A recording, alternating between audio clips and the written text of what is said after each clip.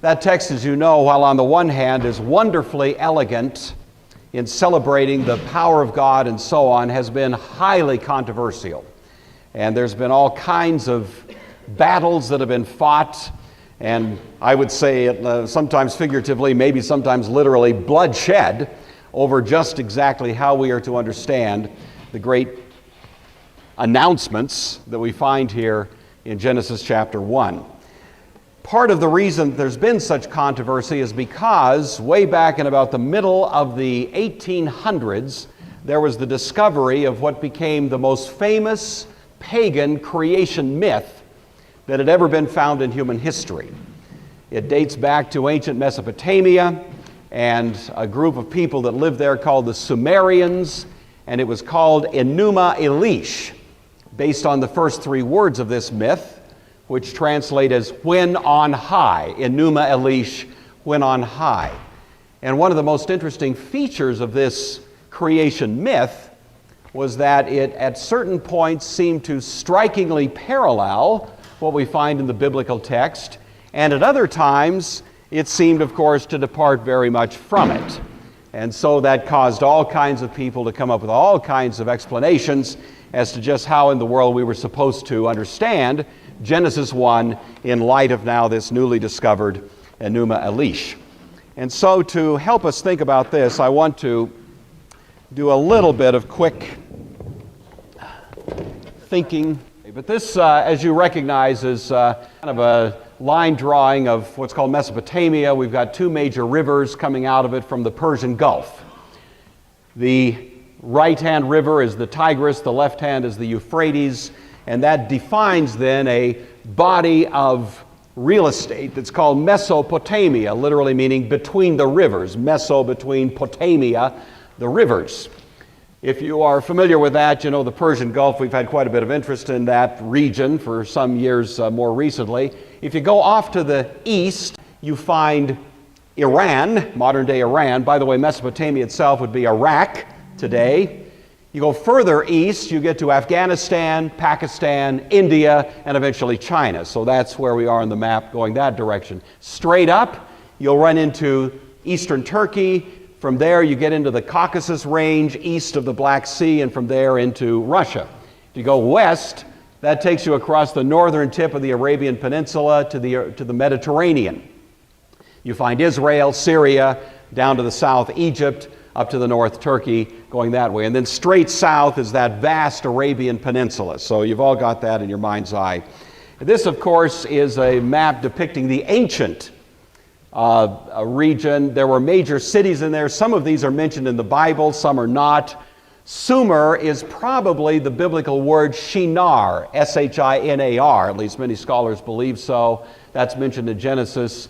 Nippur, Ison, Larsa, Ur. Abraham was from Ur of the Chaldees, you know, same place, and so on. Erech, some of those are mentioned in the Bible. But anyway, that's the most primitive and ancient civilization that we have ever found. And so if we think about, you know, humankind being on planet Earth for many, many thousands of years, that may be the case. I'm not disputing that point right now. But the earliest actual organized, civilized community that has been discovered is here in Mesopotamia. Hence it's sometimes called the cradle of civilization. Mesopotamia was organized according to several dynasties, and the earliest of these was called Sumer. And Sumer goes in very round numbers from about 3000 BC, maybe earlier, to about 2316, and it was the center of many wonderful innovations. For one thing, the first time we find something like a city-state, where a city is organized with its environs into a kind of independent political unit, seems to go back to Sumer. We sometimes think of city-states in terms of Greece and so on, but these are the earliest of these that we find. They also were famous for cuneiform writing. I know most of you can read that easily. The term cuneiform is from a root that means wedge, and thus the wedge-shaped distinctive character of cuneiform writing gave rise originally to its name. The first time somebody dug it out of the ground and they saw those wedges, then they used a Latin term to describe it along those lines. So cuneiform writing was the first form of written, sort of alphabetical writing that we have ever discovered. And it is very important for that reason, and it's of course in this particular form of script that these myths became known to us. There is in this region to this day a kind of structure that's called a ziggurat, and it looks something like that. There's several of these that are still there. If you ever traveled through Iraq, some of you have done military time there and probably have seen some of these, but these are there. There's several that are in more or less in ruins. This is one of the best preserved. It is in the city of Ur, mentioned in connection with Abraham. Abraham undoubtedly saw this structure as he was growing up. He would have been born after this thing was completed. Ziggurats were religious structures. The priest would go up, if you look on the right-hand side of that long staircase, the priest would go up slowly in a kind of religious rite to the top of the ziggurat, and at the top of it would be a little cubicle room, kind of like a chapel or something. And in the ancient Sumerian religious understanding, the god or gods would come down from heaven, and the priest would go up, and they would meet at that point in the middle. And the word Babylon, meaning gate of the gods, actually had its roots in that particular kind of religious expression.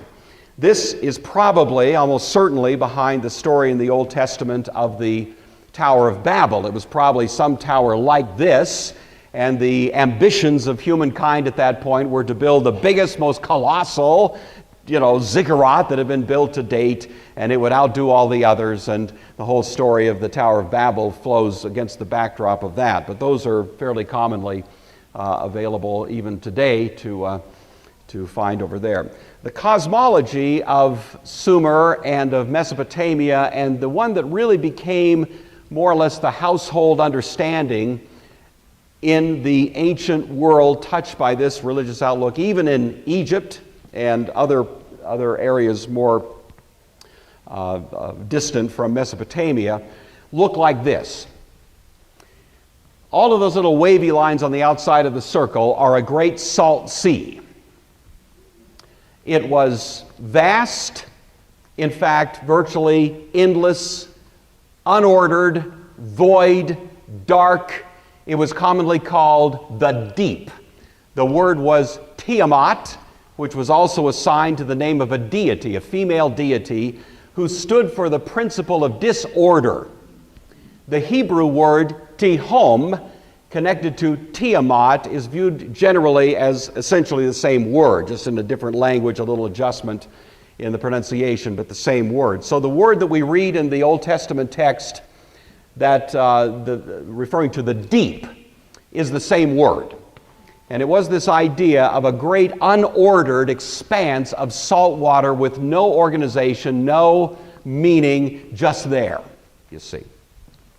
Somehow or other, and the accounts would vary based on mythological variables, but somehow or other there came to be in the midst of this great expanse a kind of bubble, that's the circle, which was also sometimes thought of as something like an egg. It's a very odd expression, isn't it? In the Genesis account, the Spirit brooded. That's a word that is applied specifically to how mother hens deal with eggs. And it's an odd word to use, but it's the very word that is used in the Genesis text there. The Spirit brooded over the egg, you see. Well, in the Sumerian myth, there was this kind of circle or bubble or egg, and within it was a place of order in the midst of a vast expanse of disorder. And that was the great contest that was envisioned in Enuma Elish, was a contest between order and disorder, and the fight between them, the struggle between them. This egg has within it three different levels. You see that. The level that is above was called the sky, and it's demarcated by a great dome. The dome was solid. The ancient people would go outside, they'd look up, they see this, what appears to be, even to us as we just look outside casually, a great dome. The dome is bigger if you're in Montana. But Still the same dome, you know.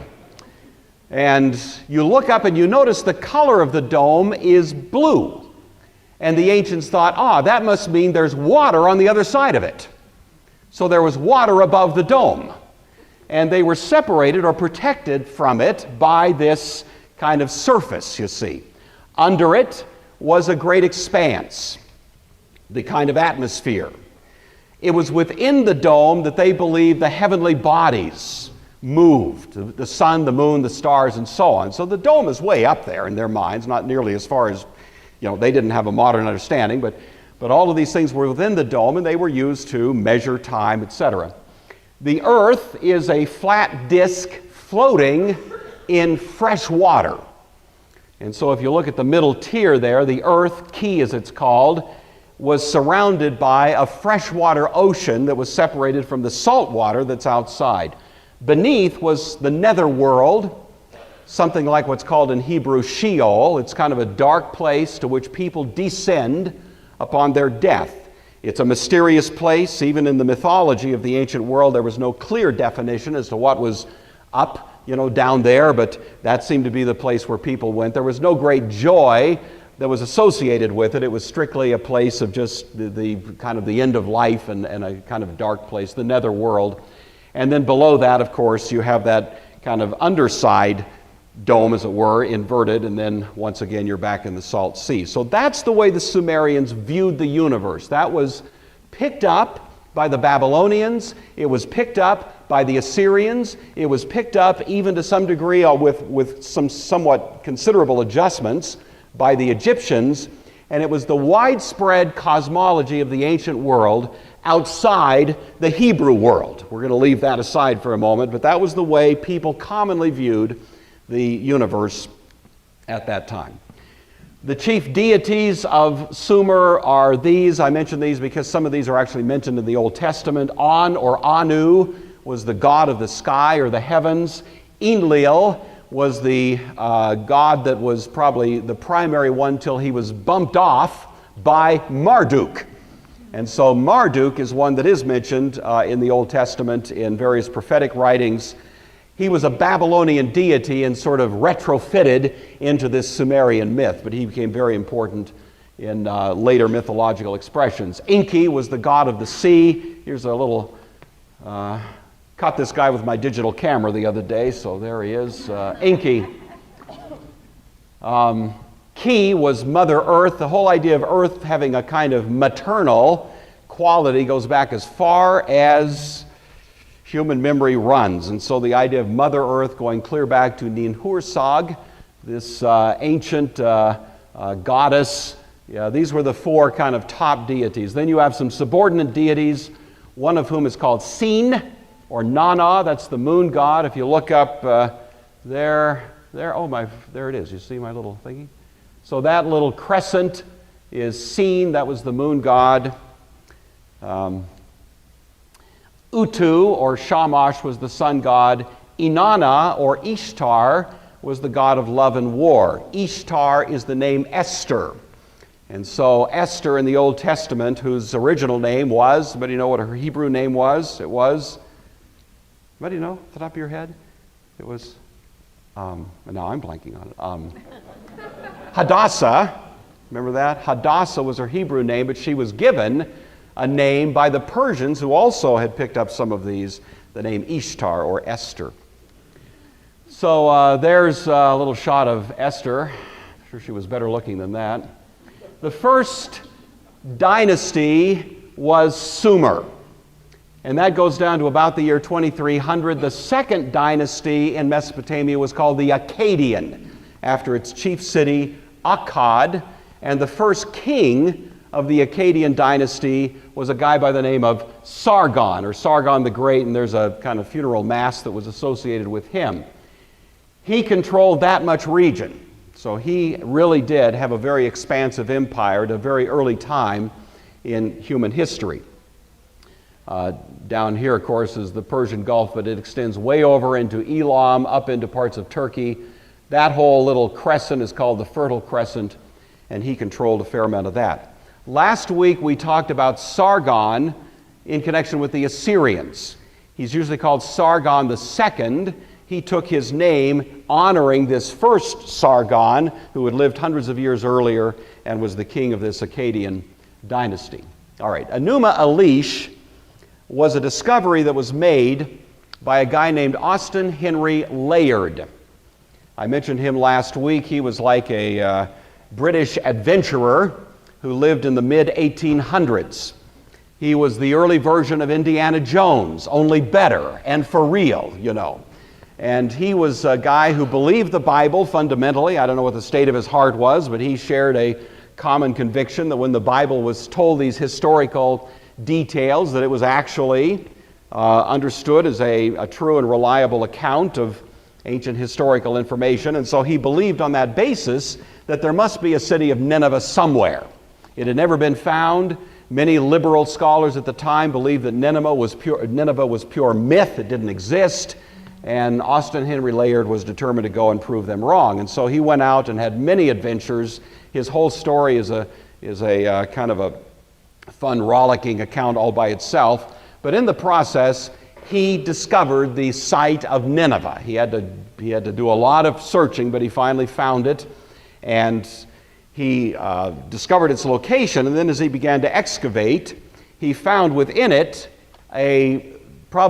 maybe the single most famous and important archaeological discovery of the 1800s, which was called the Library of Ashurbanipal. Ashurbanipal was an Assyrian king. He lived in round numbers about the year 650 BC. He was not only a great military character, but he was a great scholar. And so he wanted to accumulate in one place all of the writings of the ancient world that he deemed to be worth keeping and saving. And so he assembled them in a very well-organized way in a huge library. And this library was secured and so on, and then over the passage of time, it fell into obscurity, and it was discovered by Austin Henry Layard. Obviously, all of the writing there was in cuneiform, so they couldn't read any of it, but Layard was smart enough to figure out that this is probably important stuff. Unfortunately, his archaeological technique was a little rough compared to modern standards. He just went in there with an axe and began chopping up these things and loading them on the backs of wagons and hauling it off, of course, to the British Museum, where it's safely kept to this day. And so what you find is a lot of these artifacts that were discovered there are now housed in the British Museum, and they were reassembled, kind of like putting together a great jigsaw puzzle. It took about 30 years to figure out how to read cuneiform. So from the time it was discovered, it was about 1880 before somebody really kind of cracked the code and was able to start reading this. And most of what was found was pretty pedestrian, IRS records, that kind of thing. But some of what was discovered was, to say the very least, surprising and just kind of captured the public imagination. And two documents in particular that were translated and got a whole lot of attention were this creation myth known as Enuma Elish and the Epic of Gilgamesh, which has within it an account of a great flood. And we're going to look at that next week. So next week we're going to look at the Gilgamesh epic and the account of a vast flood over the whole earth. And a guy who built a boat and survived the flood thereby. And it comes out of pagan literature discovered in Ashurbanipal's library in 1850. And so it's a very, very interesting and intriguing account that we'll look at separately. But right now we're interested in the other of these great discoveries, which is called the Enuma Elish. I just wanted to run you forward a little bit to here. The third dynasty of Mesopotamia was called Ur. Chaldea is the general region of lower Mesopotamia, that region kind of north of the Persian Gulf. And so when the Old Testament says that Abraham was from Ur of the Chaldees, it's virtually certain that it's referring to this particular city. It was a major city. It was the capital of the third dynasty.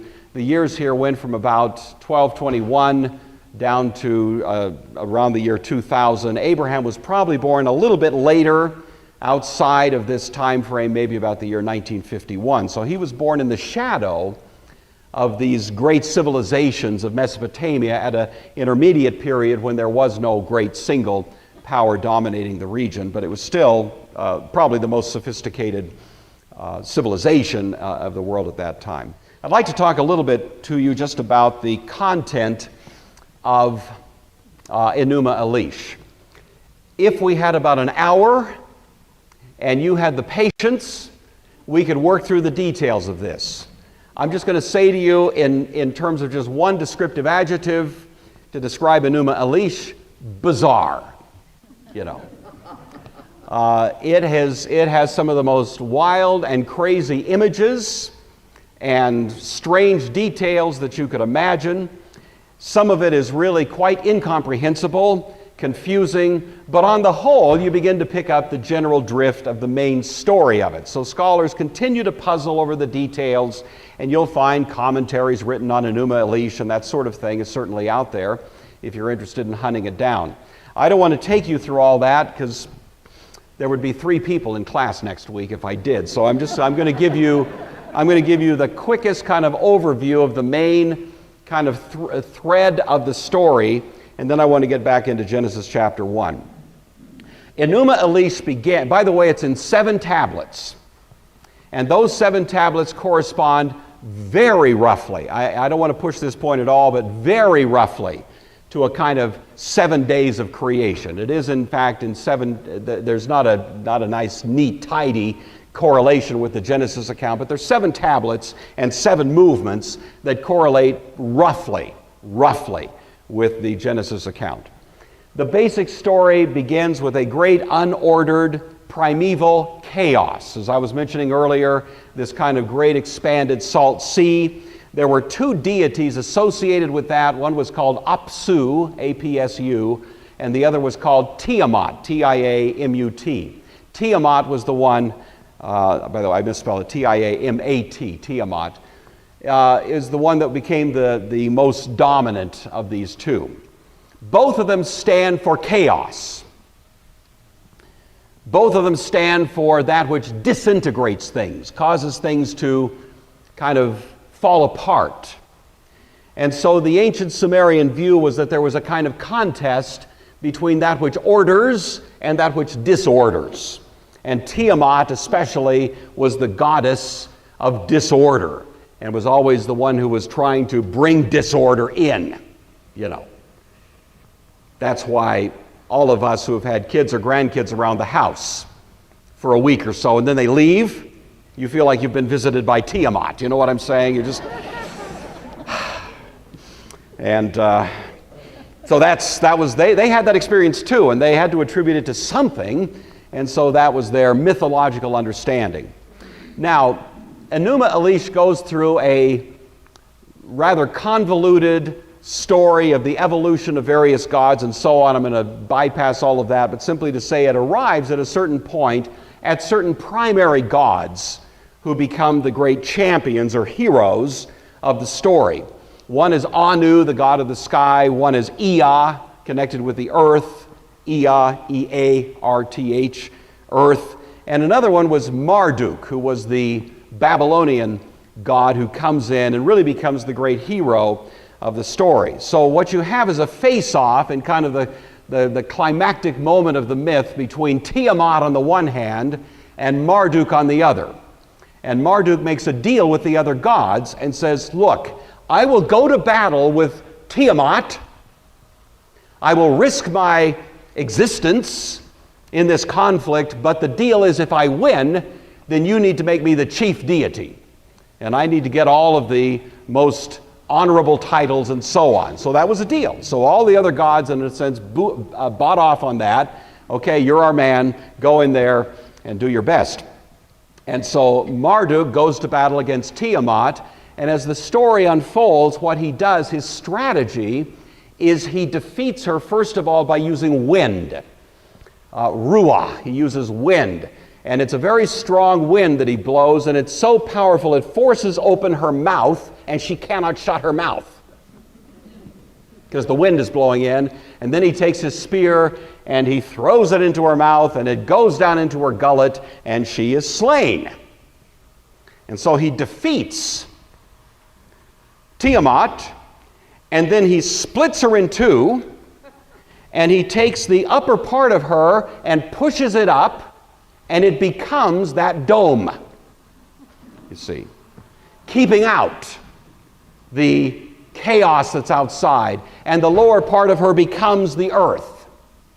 Now, to be honest, I don't know if any self-respecting Sumerian actually believed this, you know.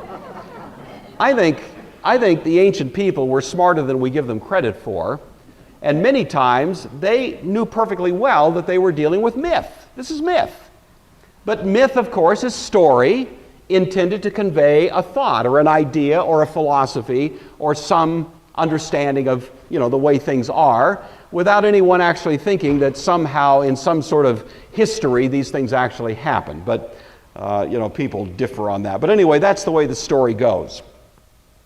Once Marduk has been successful in defeating Tiamat, he then does a couple of other things. Once this expanse has been created, the sky and so on, he puts in them stars, sun, moon, and specifically it's stated that they are put there to regulate seasons, times, days, weeks, years. And so there's a understanding that the heavenly bodies are there as a kind of celestial clock. The other thing that he does is he creates humankind. He creates us. And so the other thing that's interesting is there's some kind of connection between human creation and this God who has defeated the forces of chaos. So that's the basic storyline of Enuma Elish. Now, when we, turn to the biblical text, I think most of you would grant that as bizarre as Enuma Elish may be, there are at least certain points where there's intriguing parallels. And that, of course, has been one of the most fascinating aspects of the discussion as to how exactly do we understand the connection between these two. A few little details. This is by no means an exhaustive list, but are some of the ones that may be just of interest in our present conversation. One of the parallels is that in both accounts, both in Enuma Elish and in the Genesis account, great acts take place by virtue of the spoken word. In Genesis, God said, "Let there be light." In Enuma Elish, the gods speak and things happen. But I want us to always keep our eye not just on similarities but on differences. The big difference between the Genesis account of God speaking and the account that we find in the creation myth is that in the creation myth, the speaking is kind of like magic incantations, you see. The gods say certain words that are sort of like voodoo or some kind of, formula statement that by some sort of magic causes things to happen. Notice how in Genesis there's none of that. God isn't doing any incantations. God's power is not questioned. God speaks and it happens, you see. So you've got a parallel, but you've also got what clearly represents an alternative understanding of the nature of the power of God. Another point that's similar, but where there's a little bit of difference, is the nature of light. Both accounts have light coming into the picture before the sun is created. It's always interesting, isn't it? We, of course, think light comes from the sun. The ancients didn't think that way. They thought of light as a prior reality. The sun shines, but there would be light even without the sun, would be their view. That seems to be the biblical view. God creates light, you see, early in the story. Later, 2 or 3 days later, he creates the sun. And this does represent in both counts an idea that the power of God comes in as that which brings order in the place of chaos. And one of the most primitive and ongoing understandings of humankind has been that light implies order, darkness implies disorder. Even if I could just right now do a little experiment and shut off all the lights in this room and plunge us into darkness, would you feel that that was an organizing experience? We immediately feel the trauma of being plunged into darkness, and we're not so sure now where things are. Well, humankind has had that understanding all the way through. So the bringing of light has always been associated with bringing order to a place of chaos. And in both accounts, we find it happening. But again, in the case of the Genesis record, God simply speaks, and the light is there. Whereas in the Enuma Elish account, it involves much, much more of a contest, much more of a question as to what the outcome is going to be. Everybody's biting their nails. They're not so sure who's going to win this battle. In the Bible, there is no contest. Isn't that interesting? There's no contest. There's no battle, no question. Nobody's standing around wondering who's going to win. This is not a contest. This is God acting, but God acting in a way that was comprehensible to the ancients, you see. Another little detail that we see, this by the way is in the second day, is the creation of this dome. We mentioned this earlier, the idea that there's a great dome up there and that there's waters beyond it seems to be the assumption of the Genesis account, doesn't it? Speaking of waters above the firmament or the dome, waters below, that does, at least on the face of it, sound strikingly like what we find in Enuma Elish. Again, what's different, however, is that once again there's no contest, there's no question where the power lies. God simply speaks these things into being. He just announces it. Let there be an expanse. Let there be a dome. Let there be a firmament. It happens. And it was so. You see, these are powerful words. To a Sumerian reading that Genesis account, we don't know if they ever had a chance to because they predated the Hebrews by 1,000 years, but, to a Sumerian reading that would have been a slap in the face to their account of creation. Because here's a deity who doesn't have to fight. Here's a deity who's not, in the least bit disturbed by the vicissitudes of the created order.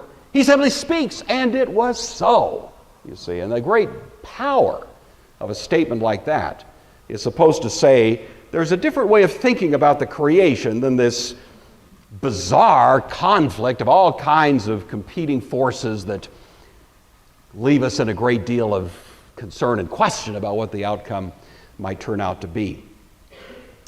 We have other details here. As you know, we have the placing on the fourth day of lights in heaven. That is again a parallel between the two. Marduk places the sun, the moon, and the stars in this expanse of heaven to regulate, to time the calendar, as it were, of the day and the year and so on. We have a similar kind of thing in the Hebrew account, Genesis chapter 1. And that was, again, a point where there's a considerable amount of similarity, but again, the differences, I think, are notable. That in this case, God is simply placing those things there by His sovereign authority, and that they will become the rulers under God's control of life and the way we live it, the calendar by which we live, and so on. And that became a very important part of the Hebrew understanding. Their figurative understanding of these heavenly bodies was that they were somehow associated to rule on earth. When the Genesis says, let them rule, the Hebrews actually took that rather seriously, and they had an understanding that the powers of great civilizations, whether it was Babylon or Assyria or whatever, were backed up in some sense by heavenly powers, principalities. That was a Hebrew understanding. It's never taught in the Old Testament as such. It's implied in parts of the book of Daniel, but nevertheless it was a common view that was associated with the Hebrews and others as well.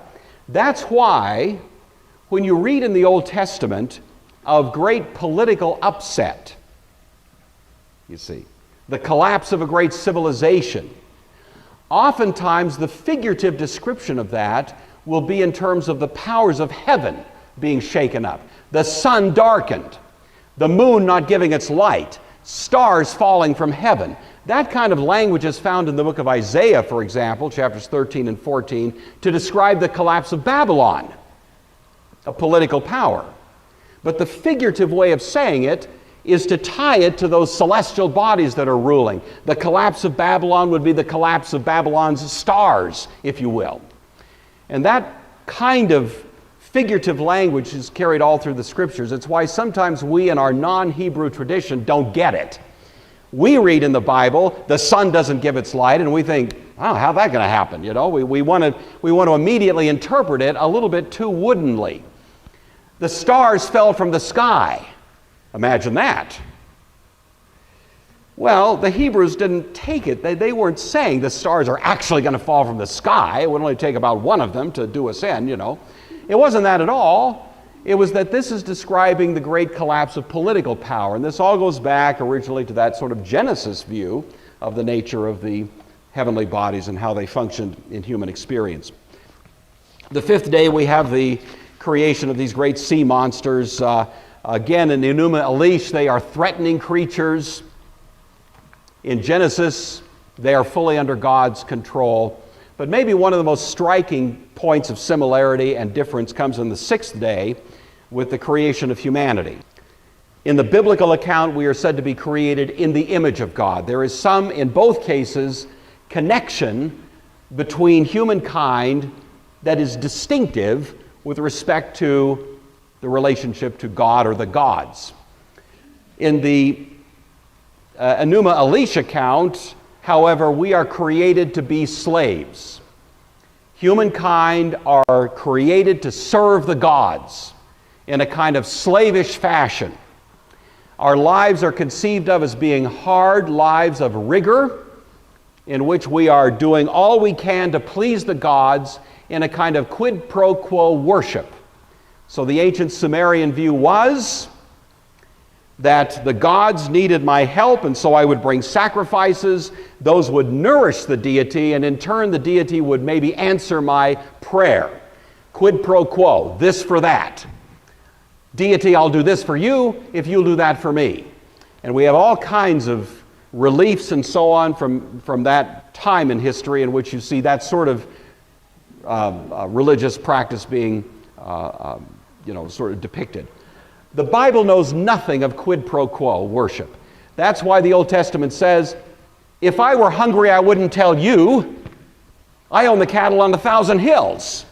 You know, God doesn't need our worship. God doesn't need our sacrifice. We don't sacrifice to God for Him. We do it for us. That's something we need. You know, He doesn't need that. And the Genesis 1 account is already giving us that. And it's giving us an entirely different understanding of the dignity of humankind. Notice that in Genesis 1, humankind are created in the image of God, not just with His blood, but to bear His imprint, His signet ring. We are placed here to rule. Let them have dominion. Nothing of that in Enuma Elish. There's no sense of the dignity of our status. We are to expand this place of order. We're placed in a garden, but the garden is to be pushed out. And this growth of order is to continue taking place as we, in service to God's great destiny for us, do this labor of bringing, as it were, beauty where there was ugliness and so on. And all of this is part of the great celebration of our worth. You know, well, this is very foreign to the kind of thing we find in Enuma Elish. So what I'm trying to say in all of this, if you can kind of follow me with the details here, is you have this surprising correlation followed by, at the same time, some very surprising and interesting differences.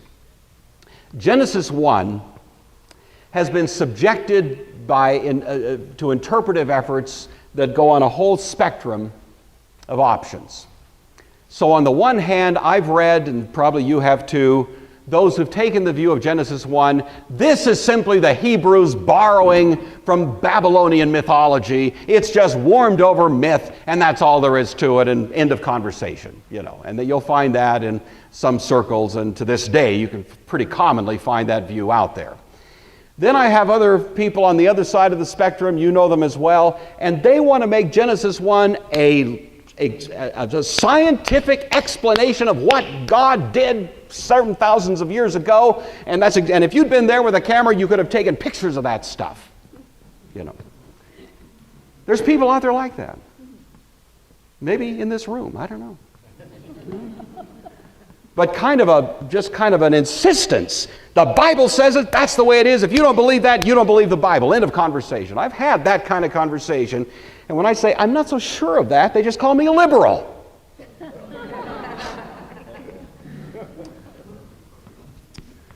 You might like to know that I move in interesting circles in my life, and I've been in some places where I was called a liberal, and in other places where I was called a conservative or fundamentalist. That means I must be right? Doesn't that mean that? That's all I can figure. I'm a Presbyterian, that's what I am. And Presbyterians famously try to find the balance, the middle way, and that's what I want to try to suggest to you here. I think both of those views are fundamentally misguided. To say the Hebrews simply borrowed from the Babylonians is not to do any kind of justice, really, to the Genesis 1 text. To say that we have to take, however, the terms of Genesis 1 as describing in some kind of literal fact what actually happened does present some colossal problems. The, I think, proper approach here is to say that God is speaking in a way that was comprehensible to the first people that were going to read this text. And if we are going to come and in a kind of artificial insistence say, oh no, it's got to be scientifically accurate, that is what gets us into difficulty. Because what does scientifically accurate mean? What does it mean? We live in the year, what is it, is it 2011 already?